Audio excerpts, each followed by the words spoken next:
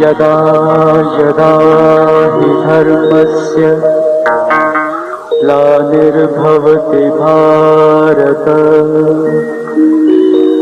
अभ्युत्थानम् अधर्मस्य तदात्मानं सृजाम्यहम्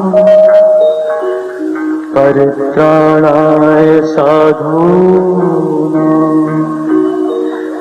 विनाशाय च दुष्कृताम् धर्म संस्थापनार्थाय संभवामि युगे युगे। दूसरा अध्याय। संजय बोले, उस प्रकार करुणा से व्याप्त और आंसुओं से पूर्ण तथा व्याकुल नेत्रों वाले शोकयुक्त उस अर्जुन के प्रति भगवान मधुसूदन ने यह वचन कहा है, अर्जुन, इस असमय में यह मोद किस हेतु से प्राप्त हुआ? क्योंकि न तो यह श्रेष्ठ पुरुषों द्वारा आचरित है, न स्वर्ग को देने वाला है और न कीर्ति को करने वाला ही है। इसलिए हे अर्जुन, नपुंसकता को मत प्राप्त हो, तुझसे यह उचित नहीं जान पड़ती है, परंतप हृदय की तुच्छ दुर्बलता को त्याग कर युद्ध के लिए खड़ा हो जा। बट अर्जुन बोले, हे मधुसूदन, मैं रणभूमि में किस प्रकार बाणों से भीष्म पितामह और द्रोणाचार्य के विरुद्ध लड़ूंगा, क्योंकि हे अरिसुदन, वे दोनों ही पूजनीय है। इसलिए इन महानुभाव गुरुजनों को न मारकर मैं इस लोक में भिक्षा का अन्य भी खाना कल्याणकारक समझता हूँ, क्योंकि गुरुजनों को मारकर भी इस लोक में रुधिर से सने हुए अर्थ और कामरूप भोगों को ही तो भोगूंगा। हम यह भी नहीं जानते कि हमारे लिए युद्ध करना और न करना इन दोनों में से कौन सा श्रेष्ठ है, अथवा यह भी नहीं जानते कि उन्हें हम जीतेंगे या हमको वे जीतेंगे। और जिनको मारकर हम जीना भी नहीं चाहते, वे ही हमारे आत्मीय धृतराष्ट्र के पुत्र हमारे मुकाबले में खड़े हैं। इसलिए कायरता रूप दोष से उपहत हुए स्वभाव वाला तथा धर्म के विषय में मोहित चित्त हुआ मैं आपसे पूछता हूँ कि जो साधन निश्चित कल्याणकारक हो वह मेरे लिए कहिए, क्योंकि मैं आपका शिष्य हूँ। इसलिए आपके शरण हुए मुझको शिक्षा दीजिए, क्योंकि भूमि में निष्कंटक धन धान्य संपन्न राज्य को और देवताओं के स्वामित्व को प्राप्त होकर भी मैं उस उपाय को नहीं देखता हूँ जो मेरी इंद्रियों के सुखाने वाले शोक को दूर कर सके। संजय बोले, हे राजन, निद्राओं जीतने वाले अर्जुन, अंतर्यामी श्री कृष्ण महाराज के प्रति इस प्रकार कहकर फिर श्री गोंदी भगवान से युद्ध नहीं करूँगा यह स्पष्ट कहकर चुप हो गए। हे भारतवंशी धृतराष्ट्र, अंतर्यामी श्री कृष्ण महाराज दोनों सेनाओं के बीच में शोक करते हुए उस अर्जुन को हंसते हुए से यह वचन बोले। श्री भगवान बोले, हे अर्जुन, तू न शोक करने योग्य मनुष्यों के लिए शोक करता है और पंडितों के से वचनों को कहता है, परंतु जिनके प्राण चले गए और उनके लिए और जिनके प्राण नहीं गए हैं उनके लिए भी पंडितजन शोक नहीं करते।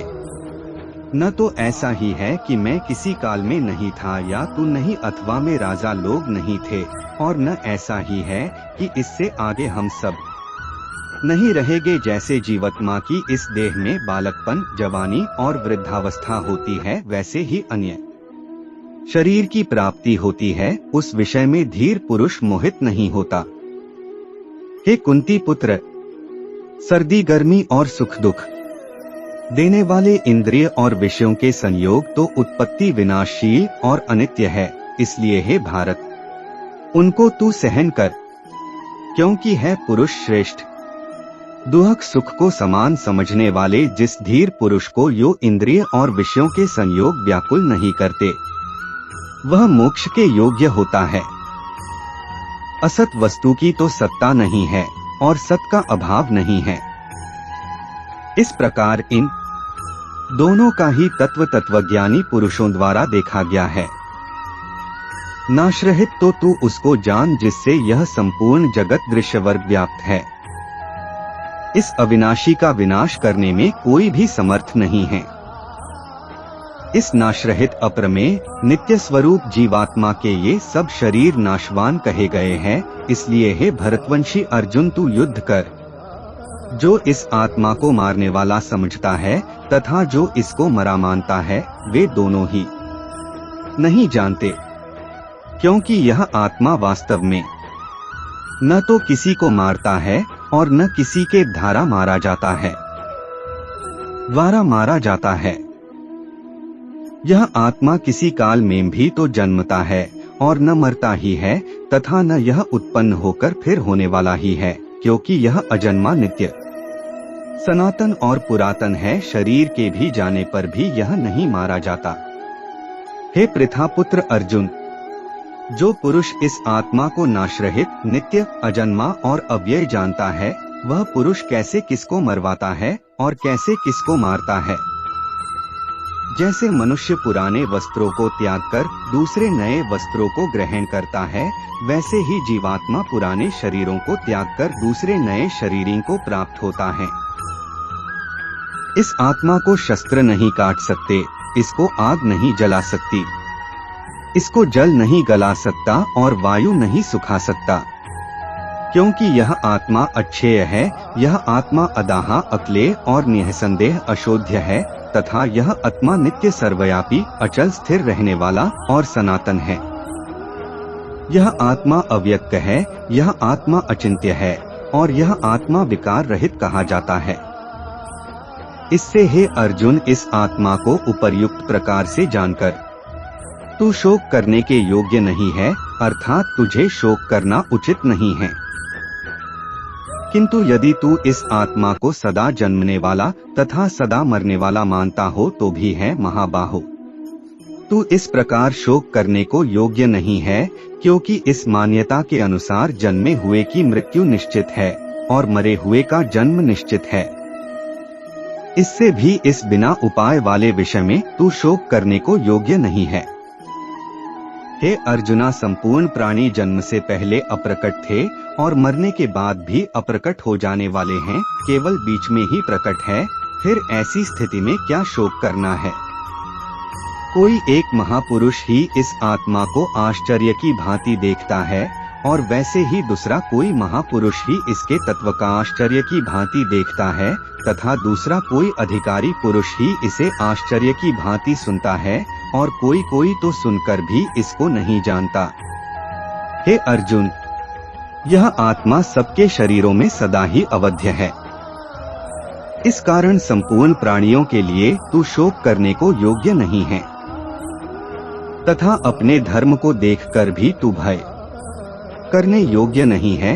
भारी तुझे नय नहीं करना चाहिए, क्योंकि क्षत्रिय लिए धर्मयुक्त युद्ध से बढ़कर दूसरा कोई कल्याणकारी कर्तव्य नहीं है। हे पार्थ, अपने आप प्राप्त हुए और खुले हुए स्वर्ग के द्वार रूप इस प्रकार के युद्ध को भाग्यवान क्षत्रिय लोग ही पाते हैं।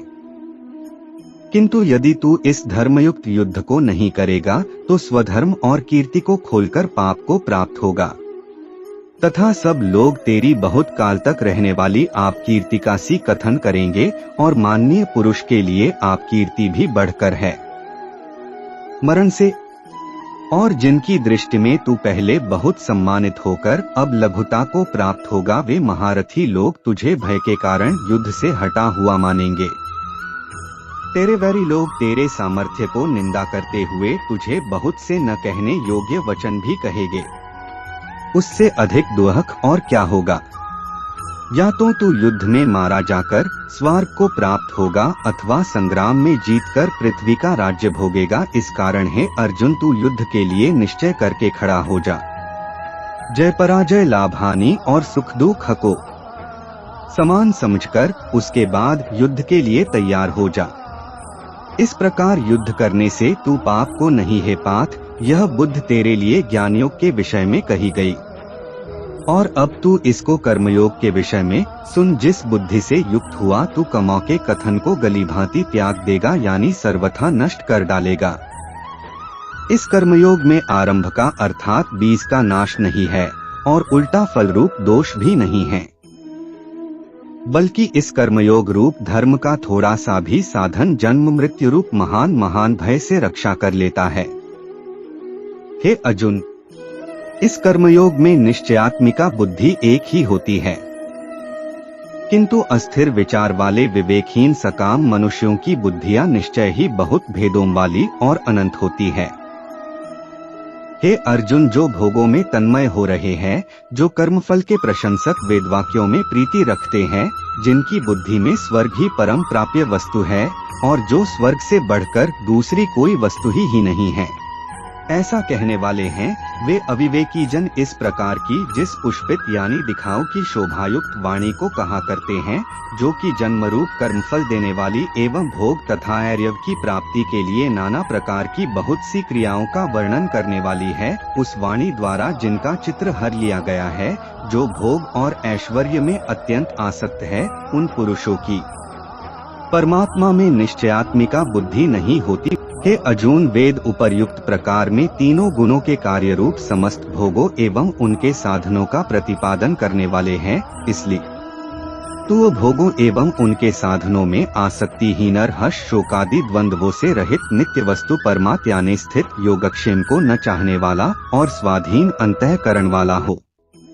सब ओर से परिपूर्ण जलाशय के प्राप्त हो जाने पर छोटे जलाशय में मनुष्य जितना प्रयोजन रहता है, ब्रह्मा को तत्व से जानते वाले ब्राह्मण का समस्त वेदों में उतना ही प्रयोजन रह जाता है। तेरा कर्म करने में ही अधिकार है, उसके फलों में कभी नहीं। इसलिए तू कर्मों के फल का हेतु मत हो तथा तेरी कर्म न करने में भी आसक्ति न हो। हे धनंजय, तू आसक्ति को त्याग कर तथा सिद्धि और असिद्धि में समान बुद्धि वाला होकर योग में स्थित हुआ कर्तव्य कर्मों को कर समत्व ही योग कहलाता है। इस समत्वरूप बुद्धि योग से सकाम कर्म अत्यंत ही निम्न श्रेणी का है। इसलिए हे धनंजय, तू संबुद्धि में ही रक्षा का उपाय ढूंढ, अर्थात बुद्धि योग का ही आश्रय ग्रहण कर, क्योंकि फल के हेतु बनने वाले अत्यंत दीन है। संबुद्धि युक्त पुरुष पुण्य और पाप दोनों को इसी लोक में त्याग देता है, अर्थात उनसे मुक्त हो जाता है। इससे समत्वरूप योग में लग जाए। यह समत्वरूप योग ही कर्मों में कुशलता है, अर्थात कर्म बंधन से छूटने का उपाय है। कि संबुद्धि से युक्त ज्ञानी कर्मों से उत्पन्न होने वाले फल को त्याग कर जन्मरूप बंधन से मुक्त हो निर्किर परम पद को प्राप्त हो जाते हैं। जिस काल में तेरी बुद्धि मोहरूप दलदल को भली भांति पार कर जाएगी, उस समय तू सुने हुए और सुनने में आने वाले इस लोक और परलोक संबंधी सभी भोगों से वैराग्य को प्राप्त हो जाएगा। भांति भांति के वचनों को सुनने से विचलित हुई तेरी बुद्धि जब परमात्मा में अचल और स्थिर ठहर जाएगी, तब तू योग को प्राप्त हो जाएगा, अर्थात तेरा परमात्मा से नित्य संयोग हो जाएगा। अर्जुन बोले, हे केश, समाधि में स्थित परमात्मा को प्राप्त हुए स्थिर बुद्धि पुरुष का क्या लक्षण है? वह स्थिर बुद्धि पुरुष कैसे बोलता है, कैसे बैठता है और कैसे चलता है? श्री भगवान बोले, हे अर्जुन, जिस काल में यह पुरुष मन में स्थित संपूर्ण कामनाओं को भली भांति त्याग देता है और आत्मा से आत्मा में ही संतुष्ट रहता है, उस काल में वह स्थित प्रज्ञ कहा जाता है। दुखों की प्राप्ति होने पर जिसके मन में उद्वेग नहीं होता, सुखों की प्राप्ति में जो सर्वथा निःस्पृह है तथा जिसके राग भय और क्रोध नष्ट हो गए हैं, ऐसा मुनि स्थिर बुद्धि कहा जाता है। जो पुरुष सर्वत्र स्नेहरहित हुआ, उसे शुभ या अशुभ वस्तु को प्राप्त होकर न प्रसन्न होता है और न द्वेष करता है, उसकी बुद्धि स्थिर है। और कछुआ सब ओर से अपने अंगों को जैसे समेट लेता है, वैसे ही जब यह पुरुष इंद्रियों के विषयों से इंद्रियों को सब प्रकार से हटा लेता है, तब उसकी बुद्धि स्थिर है।